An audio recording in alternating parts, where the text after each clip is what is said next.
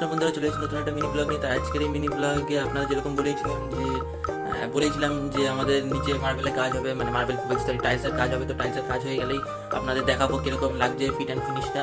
তো গত 4 দিন লেগেছে কাজটা হতে, ঠিক আছে। তো কালকেই কাজটা সম্পূর্ণ হয়ে গেছে। তো আজকে জিনিসপত্র রাখা হয়ে গেছে ঘরে, ঠিক আছে। জল ফল আগেই দিয়ে দেওয়া হয়েছিল, তো এখন আর জল ফলের কোনো ব্যাপার নেই। ঘরটার মুছে একদম ঠিকঠাক হয়ে গেছে।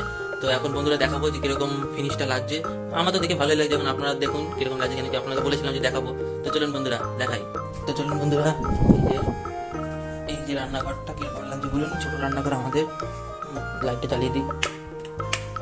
এই যে লাইটটা জ্বালিয়ে দিয়েছি। এই যে রান্নাঘরের এইটুকু জিনিস, রান্নাঘরের সমস্ত জিনিস এখানে পড়ে আছে।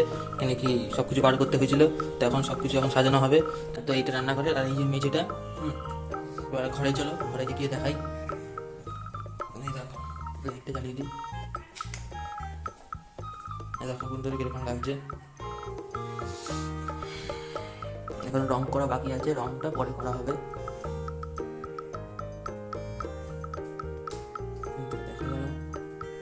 তো বন্ধুরা যেমনটা দেখলেন, আমাদের ঘরে কাজ করা হয়ে গেছে সবকিছুই, মানে সবকিছুই কাজ করা হয়ে গেছে টাইলসের কাজ। হ্যাঁ, আমাদের মিনিমাম আনা থেকে শুরু করে লাগানো থেকে শুরু করে মিস্ত্রি সবকিছু টোটাল আমাদের মানে 1 সপ্তাহ টাইম লেগেছে। হ্যাঁ, 1 সপ্তাহের মধ্যে সবকিছু হয়ে গেছে। তো তো বন্ধুরা বলো কিরকম লাগছে, মানে টাইল ফালি লাগিয়ে ফিনিশটা। তো যদি ভিডিওটা ভালো লাগে তো অবশ্যই ভিডিওটাকে লাইক করো, আর চ্যানেলটাকে যদি এখন সাবস্ক্রাইব না করো তো অবশ্যই সাবস্ক্রাইব করো। দেখা হচ্ছে নেক্সট ব্লগে। টাটা।